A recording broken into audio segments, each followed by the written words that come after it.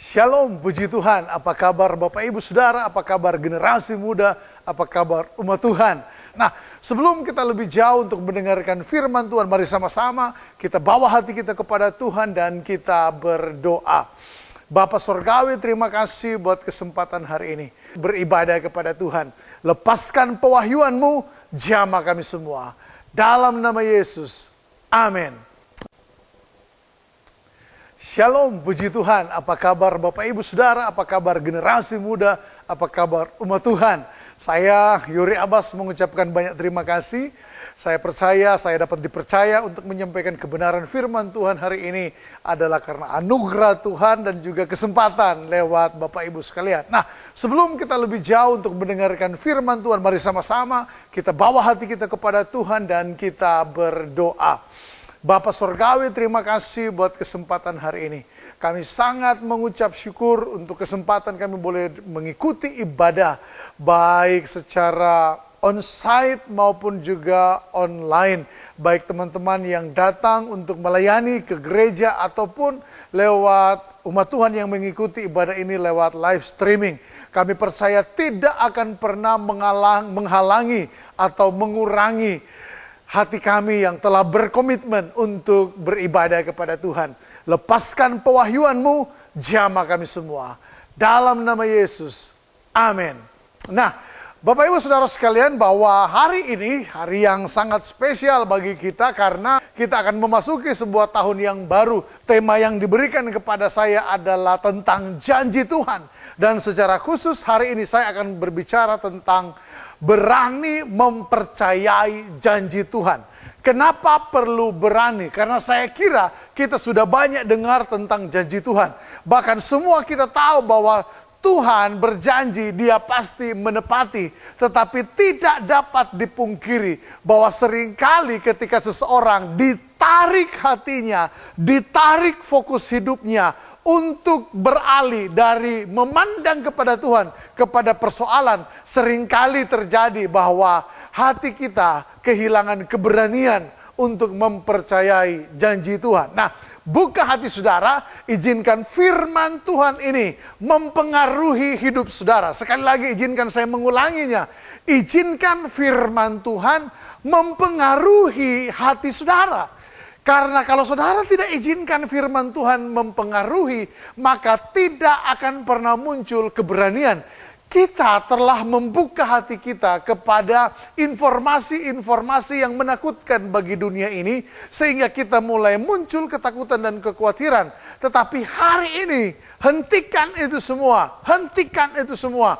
Mari sekarang fokus buka hati untuk menerima firman Tuhan, agar di dalamnya muncul iman. Nah, iman itu yang membuat kita berani mempercayai janji Tuhan. Nah, langsung saja Bapak Ibu kita buka dari kitab Yeremia.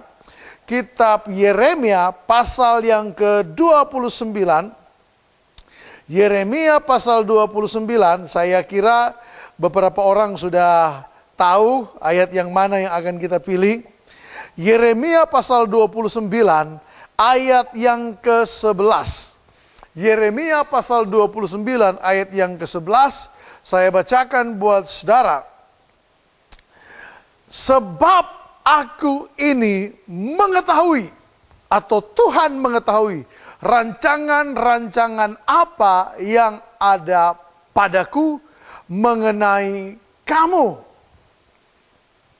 Demikian firman Tuhan, yaitu, haleluya, rancangan damai sejahtera dan bukan rancangan kecelakaan, untuk memberikan kepadamu hari depan yang penuh harapan. Sekali lagi saya ulangi, Tuhan mengetahui atau Tuhan tahu betul apa yang akan Dia lakukan buat hidup kita di hari ke depan. Atau Allah telah merancang kepada kita sebuah masa depan. Saya berdoa, saudara mulai berkata amin untuk firman Tuhan ini. Haleluya. Nah, perhatikan saudara bahwa ketika Tuhan berfirman kepada Nabi Yeremia, itu Israel tidak sedang berada dalam keadaan yang menyenangkan. Israel sedang ada dalam pembuangan. Israel sedang berada dalam penaklukan. Bangsa Babilonia menyerang mereka. Bangsa Babilonia meruntuhkan mereka. Lalu Nabi Yeremia dipakai Tuhan untuk membawa suara Tuhan ini kepada bangsa Israel. Nah, ini yang saya bilang saudara-saudara, bahwa kalau orang Israel ditarik hatinya kepada keadaan yang terjadi di sekitar mereka, maka saya kira tidak akan pernah muncul keberanian untuk mempercayai firman Tuhan. Tidak akan pernah muncul iman untuk percaya bahwa Tuhan merancangkan masa depan yang penuh dengan harapan. Wong kenyataannya kita sekarang jatuh dalam penaklukan penjajahan. Wong dalam kenyataannya kita sedang diperbudak oleh bangsa-bangsa yang bahkan tidak mengenal Allah. Nah, dalam situasi seperti ini, sangat sulit bagi Israel untuk mempercayai janji Tuhan. Apa maksudnya saya menyampaikan seperti itu? Bapak Ibu, ternyata bahwa begini, Tuhan ketika menyampaikan janjinya kepada umatnya, Tuhan ketika berfirman kepada orang-orang yang dikasihinya, termasuk Anda dan saya, Dia tidak pernah mempertimbangkan keadaan yang sedang kita alami pada waktu itu. Allah tidak pernah berfirman, lalu sebelum berfirman dia mikir dulu, aduh saya sih mau ngomong keadaan Israel akan baik-baik saja, keadaan Indonesia akan baik-baik saja, tapi mereka lagi pandemi, kira-kira mereka percaya nggak ya? Atau omongan saya akan berbobot nggak ya? Tuhan tidak pernah berpikir seperti itu, saudara-saudara. Tuhan menyampaikan firman-Nya karena segala sesuatu di alam semesta ini bergerak, berpindah, ada dan tidak ada, itu semua karena perkataannya. Katakan amin. Segala sesuatu di bawah kolong langit ini bergerak oleh karena kedaulatan Allah. Firman Allah yang menggerakkan. Pandemi ini tidak datang dari Tuhan.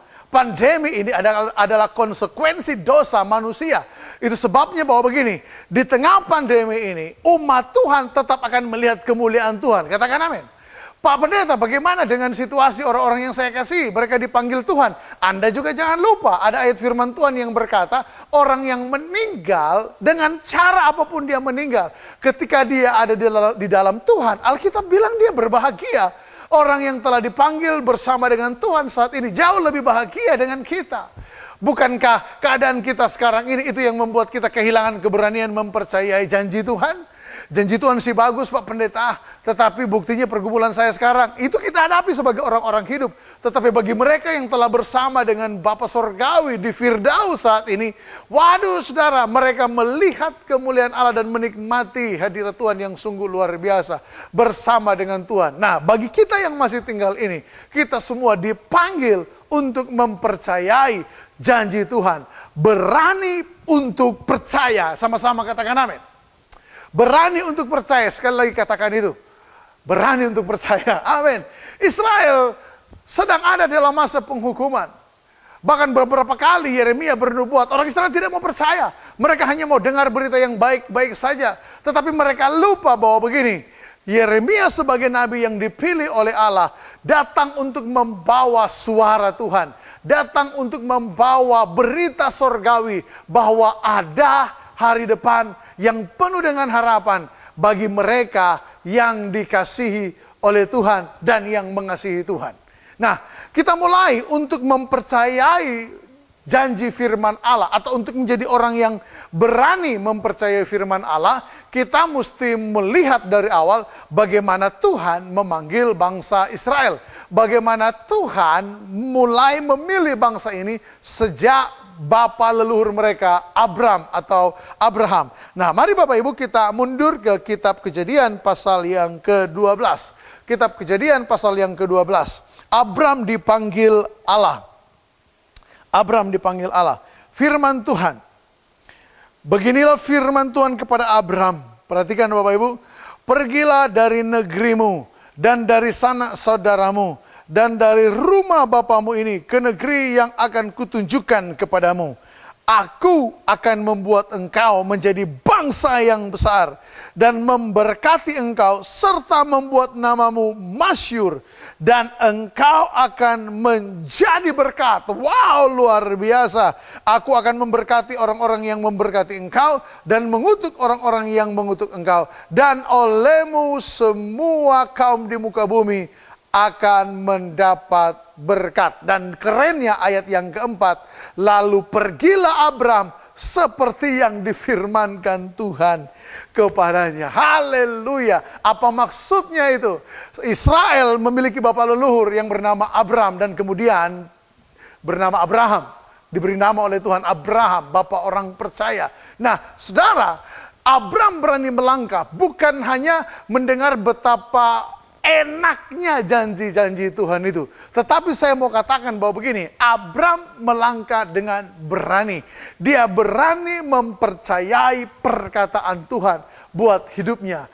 Apa yang akan dituju, kota yang akan dia pergi, tempat yang baru, Tuhan tidak menjelaskan dengan rinci. Sama seperti kita hari-hari ini.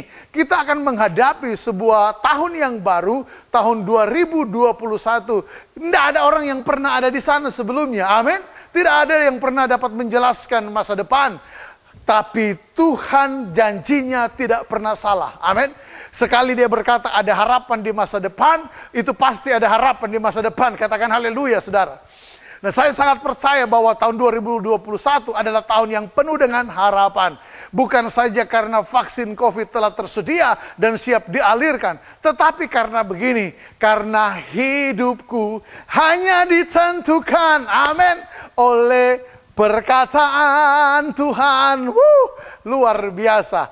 Hidup kita penentunya adalah perkataan Tuhan. Itu kenapa bahwa begini, ayat yang keempat dari kitab Kejadian pasal yang ke-12. Abram berani melangkah karena mempercayai firman Tuhan. Nah, garis bawahi saudara, di ayat yang kedua ada perkataan Tuhan begini, aku akan membuat engkau. Setelah itu janji yang berikut, menjadi bangsa yang besar, namanya masyhur, dia akan menjadi orang yang diberkati, dan oleh keturunannya segala bangsa akan diberkati. Dari keturunan Abraham lahir bangsa Israel, dari bangsa Israel lahirlah Yesus. Ya, itu kenapa Bapak begini, setiap orang atau setiap bangsa mendapatkan berkat dari keturunan Abraham, karena dari keturunan Abraham lahirlah Yesus. Nah, saudara, itu penjelasan yang lebih panjang, tetapi artinya begini, saya ingin bilang kepada saudara bahwa ketika Abram berani mempercayai perkataan Tuhan, dia melangkah, dia pegang perkataan Tuhan. Tuhan tidak menjanjikan sebuah perkara dan penjelasan yang detail. Tuhan hanya berkata, aku akan membuat engkau. Aku akan menjadikan engkau. Nah, bagaimana caranya? Caranya Tuhan. Bagaimana caranya Tuhan? Ya, kita tahu apa yang diperoleh, apa yang dialami oleh Abram, pembentukan karakter, bagaimana dia harus berpisah dengan Lot, bagaimana apa yang dia bangun dari awal, dia menjadi orang yang sangat diberkati, dan Lot yang numpang dalam perjalanannya juga ikut-ikutan diberkati, tiba-tiba menjadi orang yang pertama yang harus memilih tanah mana yang akan dituju. Itu adalah salah satu cara Tuhan membentuk Abram menjadi orang yang diberkati. Tetapi saya selalu menggarisbawahi, Abram diberkati. Oh ya, dia menanam. Oh ya, dia mengembalakan. Oh ya, dia bekerja. Dia menggali sumur-sumur. Tetapi itu semua hanyalah bagian tanggung jawab untuk penghidupannya setiap hari. Jauh lebih penting daripada itu, Abram diberkati karena dia mempercayai perkataan Tuhan. Abram disertai dan berkemenangan melawan dalam peperangan yang dia hadapi karena dia mempercayai perkataan Tuhan. Kenapa dia percaya? Karena dia tahu siapa dirinya. Beda antara ciptaan dan pencipta. Kita ini ciptaan. Tidak ada alasan bagi kita untuk tidak mempercayai pencipta kita. Orang sering pakai analogi. Kalau sebuah barang rusak, kalau sebuah barang bermasalah, maka yang paling tahu cara membetulkannya, cara memperbaiki adalah penciptanya. Demikian pula kita. Kita nggak tahu pandemi ini selesai kapan. Lalu apakah kita akan menjadi orang yang ditaklukkan oleh ketakutan? Apakah kita akan menjadi orang yang oke, saya tidak takut, sebaliknya kan ada ekstrim kiri, ada ekstrim kanan. Ya, tapi saya tidak takut, saya justru malah berani. Ya kan? Bahkan saya dengar ada dengan alasan iman. Saya kira itu bukan berani beriman itu berani untuk konyol. Tidak, saudara, ada ayat yang lain yang juga bilang jangan bawa diri dalam pencobaan. Amin, saudara. Masa pandemi ini kita harus akui, ini ada. Ini sedang terjadi, tetapi maksud saya adalah bahwa begini, di tengah pandemi ini, janji Tuhan juga ada buat kita. Penyertaan Tuhan juga ada buat kita. Ingat saudara-saudara, kalau situasi pandemi ini dapat menjadi alat iblis untuk membawa intimidasi, tetapi juga situasi pandemi ini juga dapat menjadi alat Tuhan. Alat Tuhan untuk melepaskan gelombang restorasi. Amin. Dari intimidasi berubah menjadi restorasi. Amin. Dari kekalahan berubah menjadi kemenangan. Tuhan bisa pakai segala situasi. Yang penting bagi kita adalah begini. Percaya. Percaya. Sekali lagi saya katakan. Percaya. Sejak awal Tuhan menjadikan manusia. Dia tidak pernah merancang kita untuk ditaklukkan. Bahkan ketakutan. Dia selalu merancang kita untuk menjadi pahlawannya Allah di bumi. Israel lewat bapa leluhur mereka dipanggil kepada sebuah janji. Dan janji keselamatan yang menjadi berkat bagi segala bangsa. Sekarang kita terima lewat Yesus. Perayaan Natal, ya euforia yang terbesar telah kita lewati beberapa hari yang lalu. Tetapi makna Natal masih kita bawa sampai hari ini.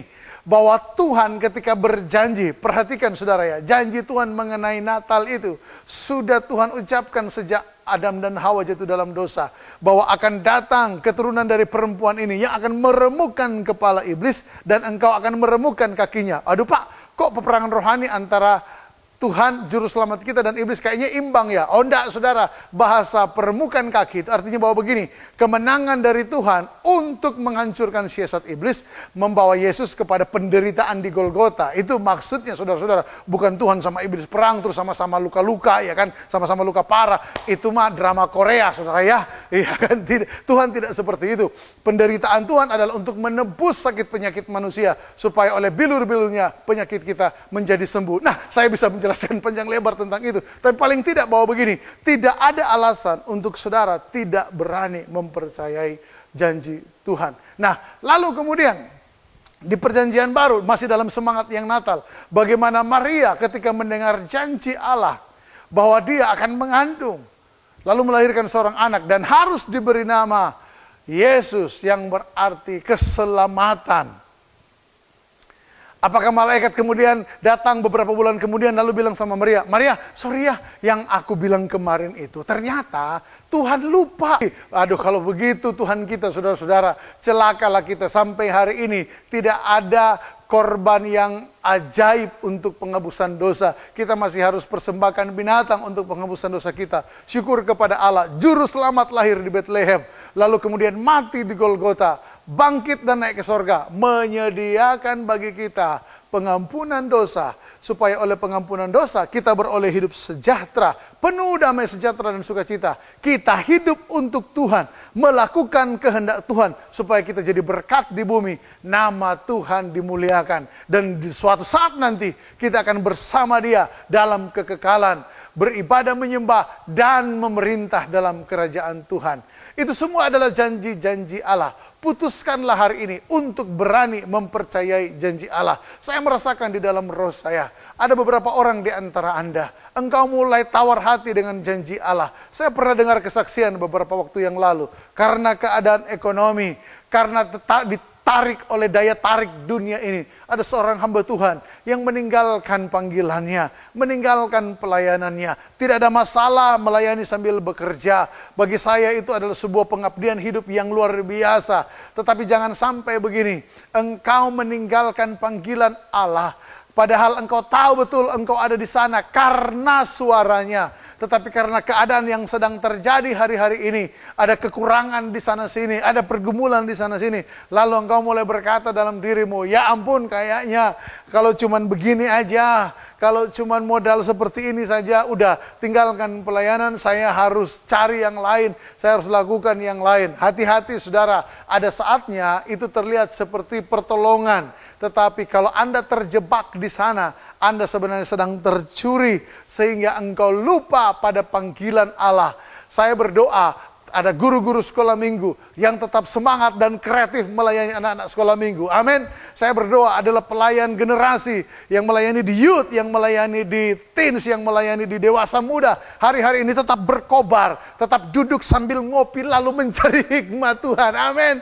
Ya, saya mesti bikin apa buat pelayanan generasi ini. Jangan sampai keadaan atau keterpurukan ekonomi ataupun sakit penyakit menghilangkan kita atau memindahkan kita dari melakukan kehendak Allah. Saya percaya Bapak Ibu, ya lewat bimbingan dan semangat yang disampaikan oleh Pak Gembala, semua tidak akan pernah kehilangan keyakinan, semua tidak akan pernah tinggalkan panggilan. Amin saudara-saudara, jangan sampai karena pergumulan hari ini kita lupa bahwa sejak masa lalu Tuhan selalu membuktikan pertolongannya ajaib. Amin. Ya, Pak Gembala dan semua teman-teman, ya izinkan saya bersaksi sebentar bahwa masa-masa seperti ini juga menjadi pergumulan buat saya. Percayalah, ketika token listrik di rumah pendeta berbunyi, suaranya sama dengan rumah jemaat. Amin. Haleluya. Kenapa saya jadi curhat? Haleluya. Itu bunyinya sama loh.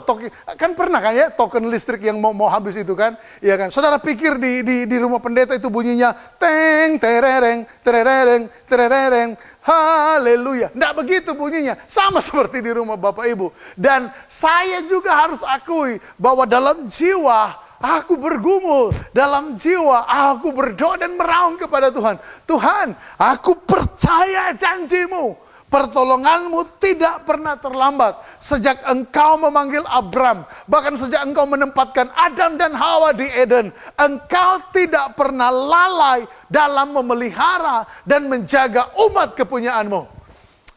Haleluya. Amin saudara. Mulai semangat, mulai timbul keberanian. Haleluya. Jangan pernah hilang pengharapan. Ada banyak yang hilang di tahun 2020 ini. Kehilangan sahabat, bukan cuma 1, 2. Puluhan saudara-saudara. Lebih banyak lagi kehilangan. Saudara-saudara jemaat Tuhan mungkin juga. Tetapi begini, kita kehilangan banyak. Kita kehilangan sahabat. Kita kehilangan penghasilan. Kita kehilangan bisnis-bisnis yang seharusnya gold. Tetapi begini, itu semua telah hilang dan telah berlalu. Tapi jangan sampai engkau kehilangan yang satu ini. Kehilangan keberanian mempercayai janji Allah. Saudara, kalau engkau sudah mulai hilang keberanian mempercayai janji Allah, maka engkau tidak punya lagi tenaga untuk berjuang melanjutkan pertempuran kehidupan ini. Semangat hari ini. Ini hari Tuhan. Bagi para imam, bagi para ayah, para suami, engkau kumpulkan keluargamu sebelum kemana-mana, sebelum ya satu dengan yang lainnya mulai ya mungkin sibuk lagi dengan gadget, ya kan? Atau ada juga teman-teman saya yang mulai lagi kembali ngikutin seri drama Korea. Haleluya. Puji. Sebelum melakukan itu, engkau mulai bergandengan tangan bersama dengan keluargamu dan mulai deklarasi imanmu bahwa hari ini kami tidak akan pernah kehilangan keberanian untuk mempercayai janji-janji Tuhan. Allah tuh dulu pernah berjanji bahwa dia tidak akan pernah meninggalkan Samuel. Dia melakukannya. Allah berjanji dia tidak akan meninggalkan Daud di tengah pertempuran. Dia melakukannya. Allah berjanji menyertai para rasul dan membuat mereka melihat banyak mujizat dalam pelayanan mereka. Allah menepatinya. Dan sebelum Yesus naik ke sorga, dia mengangkat tangan dan memberkati para murid-muridnya, termasuk saudara dan saya zaman ini, dengan perkataan, aku menyertai kamu sampai pada akhir zaman, sampai pada kesudahan zaman. Berarti begini, tidak peduli dengan keadaan yang terjadi saat ini. Kita ikuti protokol yang dianjurkan oleh pemerintah sebagai bukti bahwa kita ingin hidup kita menjadi teladan. Amin. Tetapi saya mau bilang bahwa begini, saya juga menjaga keluarga saya. Jangan sampai terintimidasi. Jangan sampai terintimidasi. Dan lupa kita punya Allah yang sangat menyertai kita. Waspada harus. Tetapi jangan sampai ketakutan. Amin saudara. Nah yang mau saya katakan tadi adalah begini, kita menjalankan protokol kesehatan itu bukan karena kita ketakutan, tetapi kita mau jadi teladan. Amin. Saya senang dengan Tuhan karena ketika dia berjanji atas hidup seseorang, dia tidak memperhatikan latar belakang orang itu, bahkan latar belakang keluarganya. Engkau yang berada dari keluarga latar belakang yang hancur, engkau dapat dipakai Tuhan menjadi berkat bagi keluarga-keluarga yang hancur karena keluargamu menjadi teladan. Amin. Engkau adalah seorang yang keluargamu adalah orang-orang berdosa, tapi hari ini engkau dipanggil menjadi hamba Tuhan. Kembali kepada keluargamu dan sampaikan firman Allah. Amin saudara. Dan masih banyak contoh-contoh yang lain. Ada begitu banyak contoh-contoh orang-orang yang mempercayai janji Allah. Dan hari ini mereka melihat ajaib Tuhan dalam hidup mereka. Sebagai hamba Tuhan, saya kembali mengingatkan bahwa begini, setiap orang yang berani melangkah karena itu adalah janji Tuhan, dia pasti akan melihat kemuliaan Tuhan. Doa saya sebagai hamba Tuhan, kita semua merdeka dari rasa takut, merdeka dari rasa khawatir akan situasi saat ini, dan melihat Tuhan berjalan bersama dengan saya karena dia telah berjanji. Dan saya juga memutuskan untuk berjalan bersama dengan Tuhan. Tuhan berjanji bahwa apapun keadaannya, Allah tidak berubah. Allah tetap dahsyat di tempat kudusnya. Dan kita percayai itu. Kalau hari ini engkau mendapati hidupmu, tubuhmu dalam keadaan sakit, percaya oleh bilur-bilur Yesus ada kesembuhan. Kalau hari-hari ini engkau sedang berduka, engkau sedang kehilangan orang yang engkau sayangi oleh karena situasi ini, percayalah bahwa begini, bahwa Tuhan menyediakan penghiburan yang sejati. Doa saya menyertai saudara, dan sebelum kita berakhir, saya ingin saudara berdiri dan kita berdoa bersama. Izinkan saya mendoakan saudara, biarlah hatimu dikobarkan oleh firman Allah.